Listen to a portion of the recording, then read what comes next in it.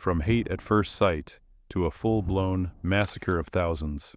Not all royal weddings are as glamorous as many of us think they are. George I and Sophia Dorothea of Celle. Long before he ever set foot on the British throne, George I ruled as the Elector of Hanover in what is now modern Germany. In 1682, his mother engineered a politically profitable match for him, marrying him to the fabulously wealthy Sophia Dorothea of Celle. It was a disaster almost immediately. George saw no problem openly parading his mistresses before his young wife, firmly convinced that fidelity was optional, for him at least. The marriage deteriorated further when Sophia dared to seek affection of her own, falling in love with Philip Christoph von Königsmarck, a dashing Swedish count. When George discovered the affair, the confrontation turned violent. He physically attacked Sophia in a fit of rage. By the time George departed Hanover in 1714 to become King of Great Britain, Sophia was already erased from his public life. He had divorced her 2 decades earlier, in 1694, and consigned her to virtual imprisonment for the rest of her days. As for Königsmarck, he paid the ultimate price, losing his life for loving the wrong woman. Queen Isabella of France and King Edward II of England. Isabella of France was barely 12 years old when she was married off to King Edward II of England in 1308. While the marriage showed flashes of warmth at first, it was soon overshadowed by Edward's intense devotion to his male favorites. First the flamboyant Piers Gaveston, and later the powerful and widely loathed Hugh Despenser. Their influence steadily pushed Isabella to the margins of her own marriage and court. Alienated and humiliated, Isabella found both affection and ambition elsewhere, beginning a relationship with the nobleman Roger Mortimer. Together, they transformed personal betrayal into political action. In a dramatic turn of events, the pair mounted a successful invasion of England, overthrowing Edward and seizing control of the kingdom. The deposed king was imprisoned and, in 1327, died under suspicious circumstances. Princess Caroline Matilda of Great Britain and King Christian VII of Denmark. Princess Caroline Matilda of Great Britain, youngest sister of George III, was only 15 when she was sent to Denmark in 1766 to marry King Christian VII. Any hope of happiness quickly evaporated. Christian's severe mental instability made the marriage precarious from the outset, and his erratic behavior soon tipped it into misery. Among his many cruelties was a particularly pointed humiliation. He had a portrait of his new wife prominently displayed in the bathroom, a petty gesture meant to broadcast his contempt. Add to this his sexual compulsions and deep paranoia, and the Danish court became an emotional minefield for the teenage queen. When Dr. Johann Friedrich Struensee was summoned to treat the king, events took an unexpected turn. Struensee effectively took control of the government, introduced sweeping Enlightenment reforms, and began an intimate relationship with Caroline Matilda herself. For a brief moment, power, progress, and romance converged. The reckoning was swift and brutal. Struensee was overthrown and executed, while Caroline Matilda was banished into exile. She died at just 23. Henry VIII, the King of England, and his wives. If any monarch seemed permanently baffled by the idea of marital happiness, it was Henry VIII, who ruled England from 1509 to 1547. His romantic ledger reads like a cautionary tale. 2 wives divorced, 2 executed, and 1 lost to the brutal realities of early modern childbirth. Among all these ill-fated unions, few were as bleak and as unsettling as his marriage to Catherine Howard.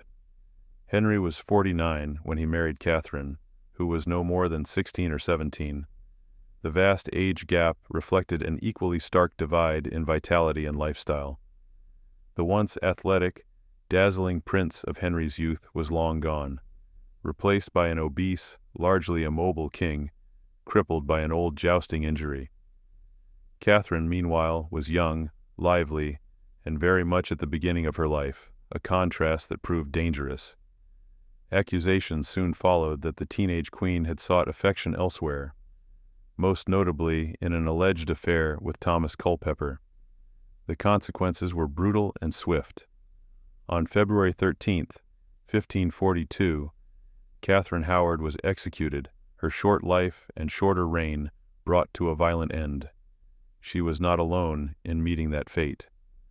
Only a few years earlier, Henry had ordered the execution of his second wife, Anne Boleyn, another reminder that for those who married Henry VIII, the crown often came with a blade attached. George IV and Caroline of Brunswick. George III's eldest son and heir, also named George, had little appetite for duty and plenty for indulgence.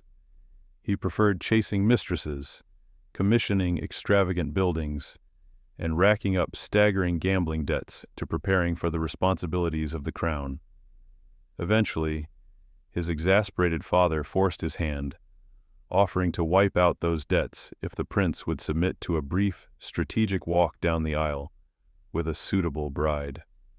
Reluctantly, George agreed. The resulting arranged marriage was catastrophic from the start. His bride, Caroline of Brunswick, was also his first cousin, and the pairing inspired instant mutual loathing. Their wedding night on April 8, 1795, was infamous. George reportedly spent it thoroughly drunk, unable to face the ordeal sober. They remained together just long enough to produce an heir. 9 months later, Caroline gave birth to Princess Charlotte, after which the marriage effectively collapsed. The couple separated, and when George finally ascended the throne in 1820, he scandalized the nation by attempting to divorce his wife, King Henry II of England and Eleanor of Aquitaine. One of the most legendary love stories of the medieval world began with scandal. When Henry II of England and Eleanor of Aquitaine first met, the chemistry was undeniable. Henry was a vigorous, ambitious future king, and Eleanor was the brilliant, magnetic Queen of France. They refused to let convention, or Eleanor's marriage, stand in the way. In 1152, she secured an annulment, and within weeks she and Henry were married. Their union was powerful but far from peaceful. Like many marriages, royal or otherwise, it strained under infidelity and ambition. Henry's affections wandered openly, and by the 1170s the relationship had deteriorated beyond repair, culminating in his decision to install a mistress openly at court. Eleanor, never one to retreat quietly, responded with audacity. Sharp-minded and fiercely determined, she encouraged her sons to rise against their father in rebellion in 1173. Henry crushed the revolt, and, unwilling to risk his formidable wife's influence again, confined Eleanor for the final 16 years of his life. Yet even imprisonment could not diminish her political force. Upon Henry's death, and under the reigns of her sons Richard and later John, Eleanor returned to the center of power, shaping the kingdom until her own death in 1204. King Henry de Navarre and Marguerite de Valois. Few royal weddings unleashed consequences as catastrophic as the marriage of Princess Marguerite de Valois and Henry de Navarre. The match united two bitterly opposed worlds. Marguerite, the strong-willed daughter of France's Catholic king Henry II, and the famously calculating Catherine de' Medici, and Henry, the Protestant king of Navarre. Their wedding, held in Paris on August 18, 1572, drew Catholics and Protestants alike to the city, briefly raising hopes that the union might heal France's religious divide. Those hopes shattered within days. On the night of August 24th, the St. Bartholomew's Day massacre erupted.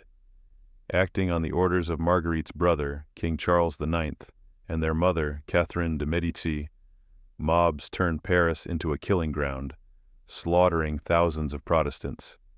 Henry of Navarre narrowly escaped death, a chilling prelude to married life.